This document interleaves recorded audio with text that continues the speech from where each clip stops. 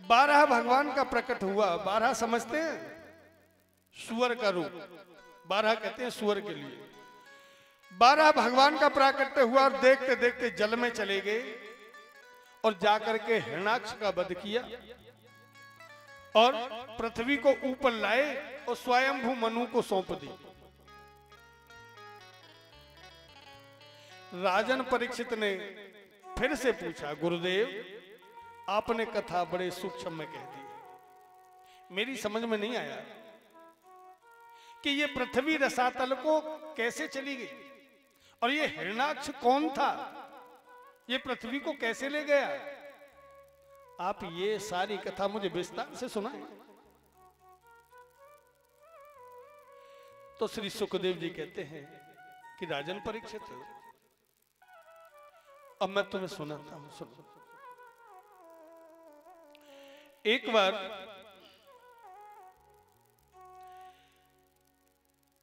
कश्यप ऋषि की पत्नी दिति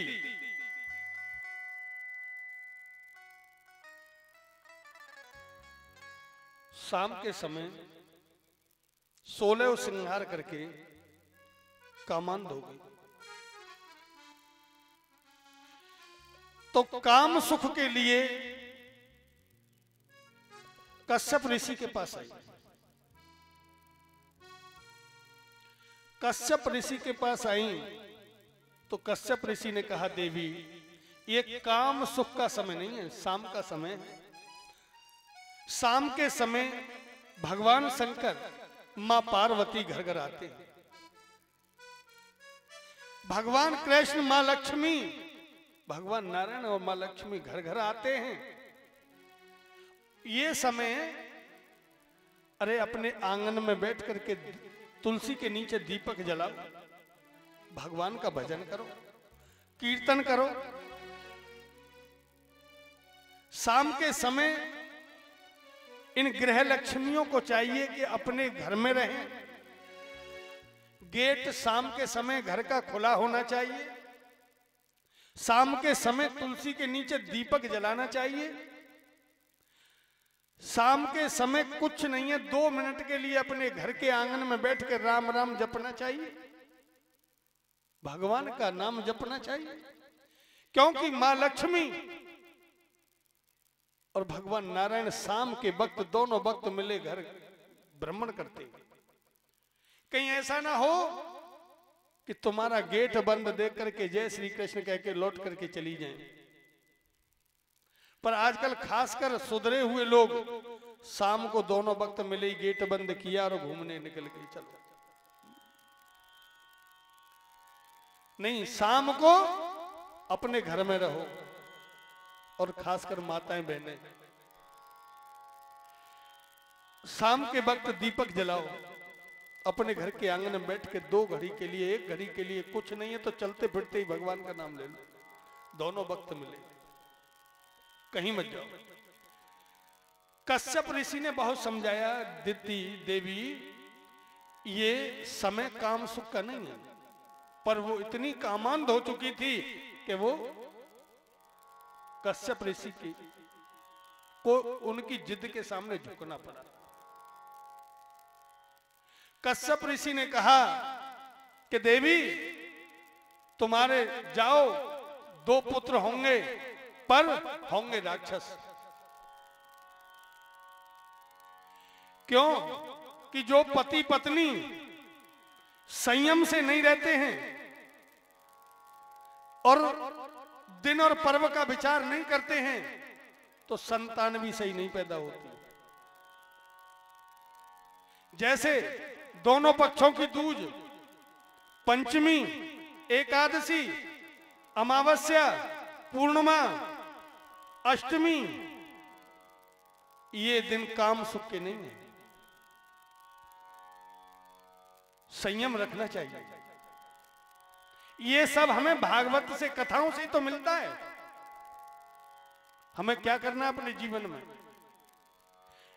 मनुष्य के 16 संस्कार होते थे पर आज सारे संस्कार भुला दिए गए।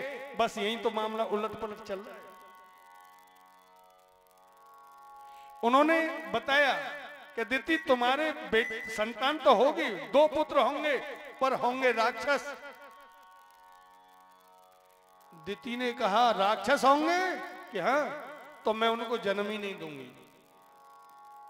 तो दीति ने 100 वर्ष तक गर्भ धारण रखा। 100 वर्ष तक जब गर्भ धारण रखा तो सूर्य और चंद्र का तेज क्षीण होने लगा। सूर्य चंद्र का जब तेज क्षीण होने लगा तो सभी देवता एकत्रित होकर के ब्रह्मा जी के पास आए कि प्रभु, सूर्य और चंद्र का तेज क्षीण होता चला जा रहा है, ऐसा कौन है? ब्रह्मा जी कश्यप ऋषि के पास गए। कश्यप ऋषि ने जाकर के अपनी पत्नी दीति को कहा कि सुनो, राक्षस तो होंगे ही। क्यों? कि वो समय नहीं था। राक्षस तो होंगे, इसमें तो कोई दो राय नहीं है, पर तुम्हारा जो पौत्र होगा वो पौत्र ऐसा भगवत भक्त होगा कि जब तक ये पृथ्वी आकाश रहेगी उसका नाम रहेगा। और तुम्हारे पुत्रों का वध करने के लिए, मारने के लिए भगवान को अवतार लेना होगा। दीति ने कहा तो ठीक है। दीति ने उन 2 बच्चों को जन्म दिया जो हिरणाक्ष और हिरण्यकश्यप थे। हिरणाक्ष और हिरण्यकश्यप इतने बलवान हो गए, ऐसे वीर थे कि ये हिरणाक्ष इस पृथ्वी को चटाई की तरह बना करके कांख में दबा करके रसातल को लेकर के चला गया। राजन परीक्षित ने यहां एक प्रश्न और कर दिया, गुरुदेव, ये हिरणाक्ष और हिरण्यकश्यप पूर्व जन्म में कौन थे और ये इतने बलवान कैसे हुए? तो श्री सुखदेव जी वर्णन करते हैं कि राजन, एक बार सनक, सनंदन, सनातन, संत कुमार, चारों ऋषि कुमार ब्रह्मा जी के मानस पुत्र यहां सत्संग करते हुए आयु में सबसे बड़े हैं, ब्रह्मा जी के सबसे बड़े पुत्र हैं, सृष्टि पर सबसे बड़े हैं, पर लगते 5-5 वर्ष के से बच्चे हैं, कौपीनधारी हैं। जय श्री राधे बोलो, सो मत बोलो, जय श्री राधे, जोर से बोलो जय श्री राधे। तो उन्होंने कहा ये चारों ऋषि कुमार एक बार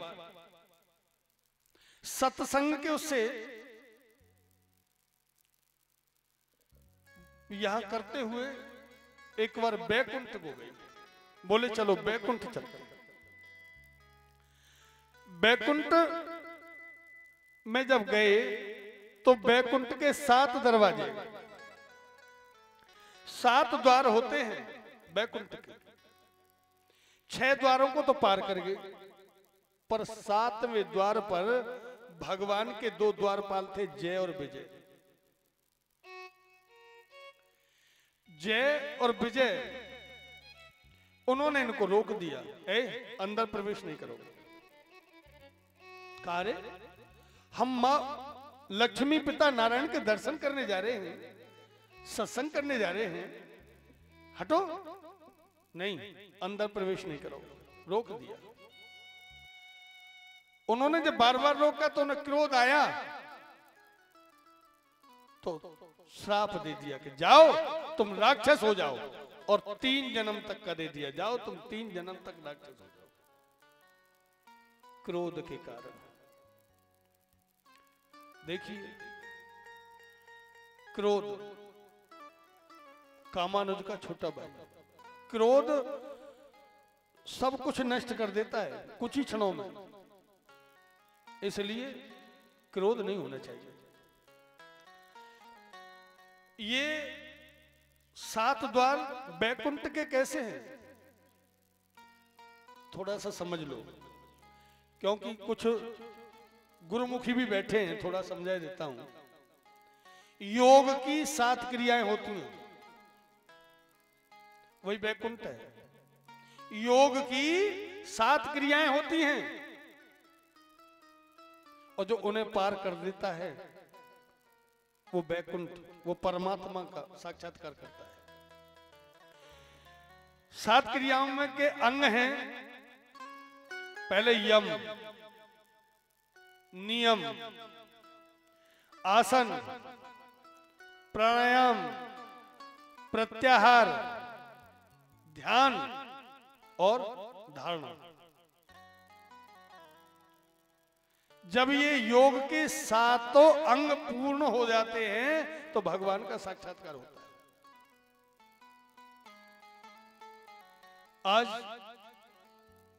सनक, सनंदन, सनातन, संत कुमार, चारों ऋषियों कुमारों ने सब कुछ प्राप्त कर लिया, सब कुछ हो गया, पर क्रोध पर काबू नहीं किया। तो श्राप तो दे दिया पर वैकुंठ में नहीं जा पाए। भगवान नारायण और मां लक्ष्मी जी ने कहा बाहर तो कछु खटपट है रही है, कुछ आवाज आ रही है, देखो।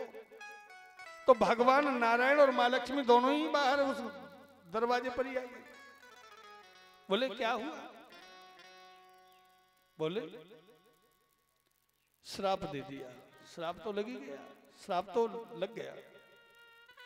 वही जय और विजय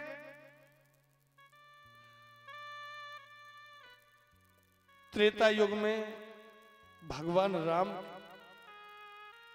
राज्य में जब था, त्रेता में रावण और कुंभकर्ण भाई,